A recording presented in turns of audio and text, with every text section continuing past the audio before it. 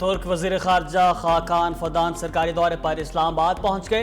दफ्तर ख़ारजा के senior additional secretary Syed Ali Gilani ने इस्तकबाल किया। तर्जमान दफ्तर ख़ारजा के मुताबिक तुर्क वज़ीर ख़ारजा दौरे में बाहमी दिलचस्पी के अमूर पर तबादला ख्याल करेंगे। पार्क तुर्क ताल्लुकात की जड़ें मुश्तरका तारीख, सकाफत और बाहमी एतमाद पर मबनी हैं।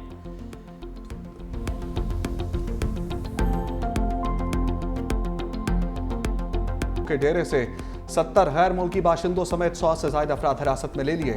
साइबर क्राइम सर्कल के मुताबिक गैर मुल्की बाशिंदे शहरियों को स्कीमों का लालच देकर ऑनलाइन फ्रॉड में मुलव्वस थे। डेरे से कंप्यूटर्स और मुख्तलिफ डिवाइसेस तहवील में ले ली गई।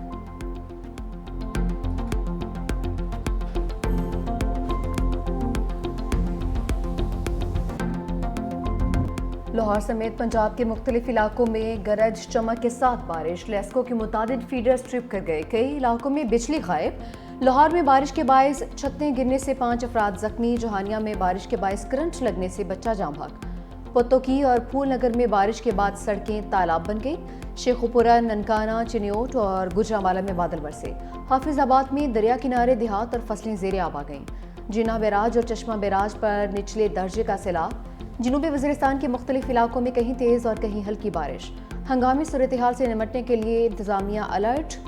आइंदा 24 घंटों के दौरान पंजाब में शदीद मानसून बारिशें मुतवक्के हैं। PDMA की जानिब से अलर्ट जारी कर दिया गया है। कराची के मुख्तलिफ इलाकों में भी रिमझिम। सूबा खैबर पख्तूनख्वा में 48 घंटों में हादसात के दौरान 6 अफराद जाँ भाग जबकि 7 जख्मी हो गए।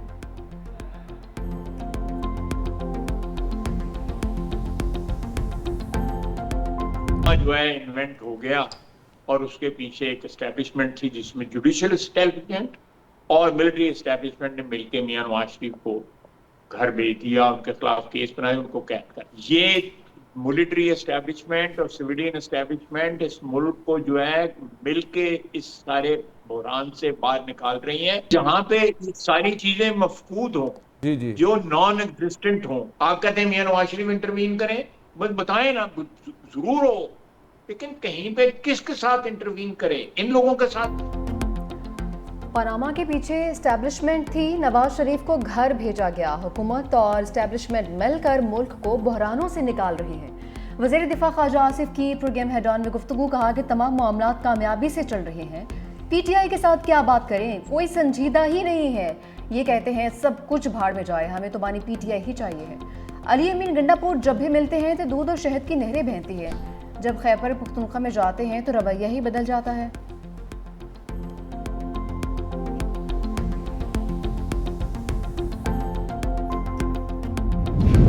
बानी PTI और बुशरा बीबी की 190 मिलियन पाउंड केस की जल्द समाअत की दरखास्तें इस्लामाबाद हाईकोर्ट में दायर। बानी से बहनों अलीमा खान और नौरीन न्याजी की मुलाकात। अलीमा खान ने मीडिया से गुफ्तगू में कहा, बानी ने हुकूमत मुखालिफ तहरीक के लिए 5 अगस्त की तारीख दे दी।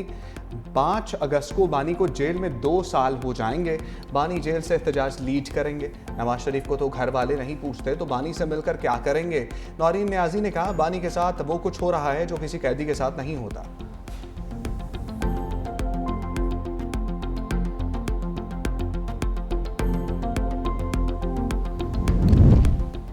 सारा टब्बर बानी PTI से मुलाकात करता है और हुक्म करें क्या करें। वज़ीर इत्तलात पंजाब अस्मा बुखारी का अलीमा खान के बयान पर रद्द अमल। कहा, मतलब क्या जेल में एक जलसे का इंतजाम कर दें जिसमें बानी PTI जेल से कैदियों से खिताब फरमा सकें। पंजाब में अब कानून सबके लिए बराबर है। लाहौर ट्रैफिक पुलिस ने वज़ीर आला पंजाब की बेटी का चालान करके कानून की हुक्मरानी का सबूत दिया है।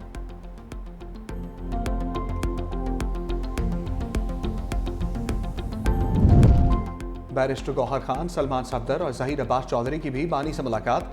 चेयरमैन PTI बैरिस्टर गौहर कहते हैं, हमने मुज़ाकरात से कभी राह फरार इख्तियार नहीं की। बानी PTI ने हमेशा मुज़ाकरात का कहा है। कोशिश है इस वक्त ही मुज़ाकरात का सिलसिला आगे बढ़े। बोले, जिन लोगों से बातचीत होनी चाहिए कोशिश है उन्हीं से बातचीत हो। ज़राए के मुताबिक बानी से मुलाकात में बैरिस्टर गौहर ने वज़ीर आज़म पाकिस्तान की जानिब से मुज़ाकरात की पेशकश बारे भी बानी को बताया। 26वीं आईनी तरमीम के बाद अदलिया की पोजीशन से भी आगाह किया।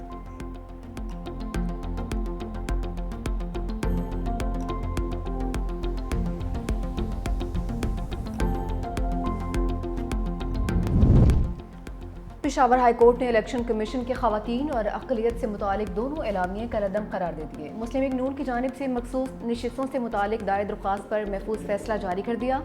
अदालत ने हुक्म दिया कि इलेक्शन कमीशन अक़लियत और ख़वातीन से मुतालिक दोबारा सीटों की एलोकेशन करे। 10 दिन के अंदर तमाम उम्मीदवारों और सियासी जमातों को सुने। इलेक्शन कमीशन के फैसले तक मखसूस सीटों पर हल्फ ना लिया जाए।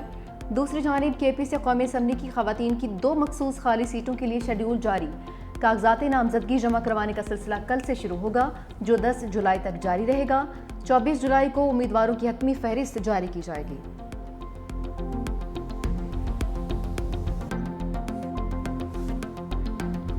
इस्राईली वज़ीर-ए-आज़म नेतन्याहू की अमरीकी सदर से मुलाकात। 2 रियासती हल से इनकार। बोले सिर्फ उन फ़लस्तीनियों की हुकूमत चाहते हैं जिनसे इसराइल को ख़तरा ना हो। सिक्योरिटी की जिम्मेदारी इसराइल के पास ही रहेगी। ऐसी कोई रियासत कबूल नहीं जो इसराइल की तबाही का सबब बने। इस्राईली वज़ीर-ए-आज़म ने भी अमरीकी सदर को अमन के नोबेल इनाम के लिए नामजद कर दिया। ट्रंप ने कहा ईरान मुज़ाकरात के लिए तैयार है।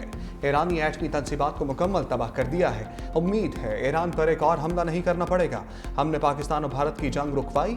दुनिया में जंगें रुकवाने की मुसलसल कोशिशें कर रहा हूँ। यूक्रेन जंग ना रोकने पर रूसी सदर से नाखुश हूँ।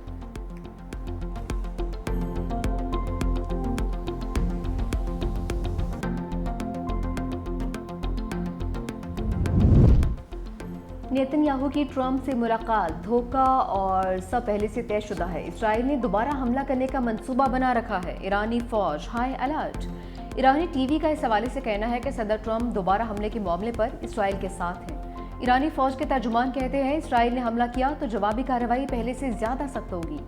ईरानी सुप्रीम लीडर की मुशीर जनरल याहिया रहीम सफ़ी के मुताबिक खुफिया जगहों पर हज़ारों मिसाइल और ड्रोन्स दिफा के लिए मौजूद हैं।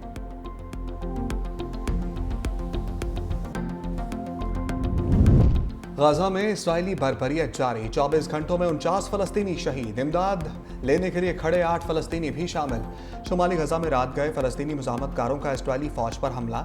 5 इसराइली फ़ौजी हलाक, 14 ज़ख्मी और 1 लापता हो गया। इसराइली मीडिया रिपोर्ट्स के मुताबिक गजा के शुमाली इलाके बैत हन्नून फ़लस्तीनी मुज़ाहमतकारों ने बख्तरबंद गाड़ी को धमाके से निशाना बनाया, जिसमें इसराइली फ़ौजी सवार थे। इसराइली रेस्क्यू फोर्स के पहुंचने पर इसे भी निशाना बनाया गया।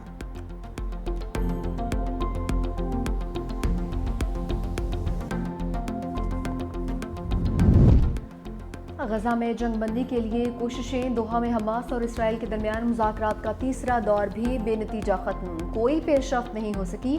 चौथा दौर आज होगा। व्हाइट हाउस के मुताबिक अमरीकी एलची विटकोफ इस हफ्ते दोहा जाएंगे। इसराइली वज़ीर दिफा इसराइल कार्ड्स का कहना है कि हमास के साथ 60 रोज़ा जंगबंदी हो जाएगी। 75% गजा खाली कर देंगे। हमास के साथ जंगबंदी में 10 जिंदा यरगमालियों की रिहाई यकीनी बनाई जाएगी और मुर्दा असीरों की बॉडीज भी वापस लेंगे।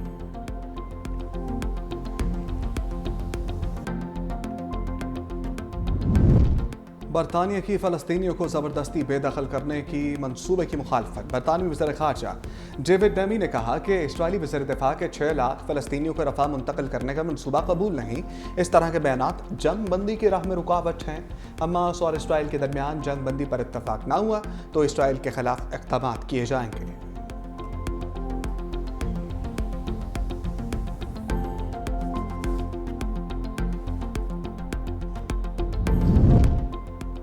ईरानी वज़ीर ख़ारजा अब्बास इराक़ची की सऊदी अरब आमद। मक्का मुकरमा में सऊदी वज़ीर ख़ारजा फैसल बिन फरहान से मुलाकात। खित्ते की ताज़ा तरीन सूरत हाल और अमन अमान के लिए की जाने वाली कोशिशों पर तबादला ख्याल। मुलाकात में इसराइल के ईरान पर किए गए हमलों पर भी बातचीत की गई।